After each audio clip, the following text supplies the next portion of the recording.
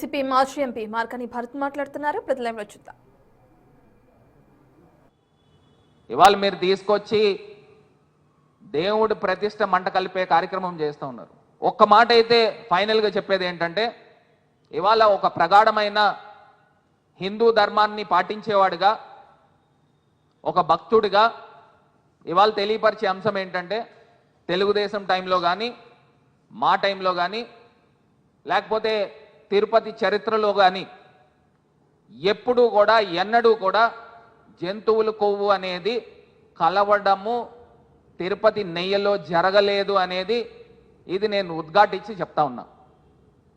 First ఎవరికైతే చాలామంది మీరు బ్రెయిన్స్లో నాటేశారు కదా, అందులో యానిమల్ ఫ్యాట్ ఉందనేది, దాన్ని ఫస్ట్ మీరు వెనక్కి తీసుకోండి. చంద్రబాబు నాయుడు గారు ఇమీడియట్గా మీరు వెనక్కి తీసుకోండి. సరే, మీరు క్షమాపణ చెప్తారా లేదా అనేది దేవుడు చూస్తాడు. ముందరైతే మాట వెనక్కి తీసుకోండి. నేను ఆ పొరపాటులో ఏదో రిపోర్ట్ వచ్చింది, ఆ రిపోర్ట్లో దాన్ని ఉద్దేశించి నేను మాట్లాడాను, నాది పొరపాటు అయిందని పదం మాట్లాడితే ఇంకా ప్రజలు స్వాగతిస్తారు.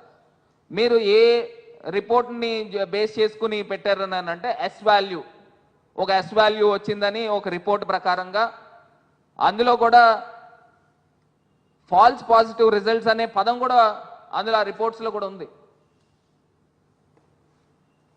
ఇవాళ సిబిఐ ఎంటర్ అయిన తర్వాత మొత్తము శాంపిల్స్ 4 శాంపిల్స్ తీసి 2 ల్యాబ్స్కి పంపించి వాళ్ళు ఎంటర్ అయ్యి మొత్తం పూర్తి స్థాయిగా నిజ నిర్ధారణ చేసి వాళ్ళు క్లియర్గా చెప్పిన అంశం ఏంటంటే there is no animal fat.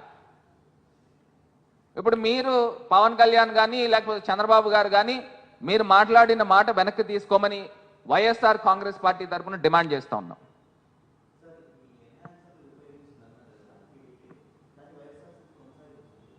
ఇప్పుడు ఒక్క పాయింట్ అయితే ఇట్స్ వెరీ క్లియర్ అండి. 2018లో తెలుగుదేశం పార్టీ వాళ్ళ హయాంలో వాళ్ళు ఎన్హాన్సర్స్ కొన్నారు 87,000 కేజీలు. 87,000 కేజీలు కొన్నప్పుడు అసలు దానిపైన ఏ రకమైన యాక్షన్ తీసుకోవాలి? ఇప్పుడు ఫ్లేవర్ ఎన్హాన్సర్స్ ఎవరు కొన్నారండి? తెలుగుదేశం పార్టీ కొన్నారు, మేము కొనలేదా?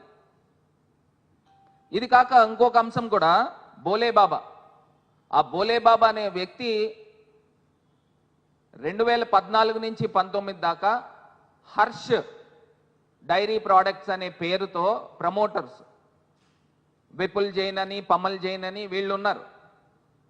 ఆ హర్ష్ డైరీ ప్రోడక్ట్సే బోలేబాబా కింద పేరు మార్చుకున్నారు, ఇంకో సిస్టర్ కన్సర్న్ పెట్టుకున్నారు. పెట్టుకుని వాళ్ళు సప్లై చేశారు. మళ్ళీ చెప్తా ఉన్నా, 2019 నుంచి 24 మధ్యలో కనీసం ఒక్క కంపెనీకి కూడా మేము ఫ్రెష్గా తీసుకున్న సందర్భం లేదు. 2014 నుంచి 19 దాకా ఎవరైతే ఉన్నారో వాళ్ళే కంటిన్యూ అయ్యారు. అంతే తప్పితే మేము కొత్తగా తీసుకున్న ఒక ఏజెన్సీ కూడా లేదు. మరి వాళ్ళు తీసుకుని తప్పులన్నీ వాళ్ళ దగ్గర పెట్టుకున్నారు, నిందలేమో మా పైన మోపుతా ఉన్నారు. నేషనల్ మీడియాలో కూడా నాకు ఆశ్చర్యం అనిపిస్తూ ఉంది. సుబ్బారెడ్డి గారు కానీ వీళ్ళు కరుణాకర్ రెడ్డి గారు కానీ అనలేని మాటల్ని వక్రీకరించి, అందులో సిబిఐ రిపోర్ట్లో అడల్టరేటెడ్ గీ ఉంది అనే వాళ్ళు చెప్పారు, వాళ్ళు మెన్షన్ చేశారు అని చెప్పారు. అది మా హయాంలో జరగల, ఆ శాంపిల్స్ తీసుకున్న తెలుగుదేశం హయాంలో. ఇది ఉద్ఘాటించి చెప్తా ఉన్నా.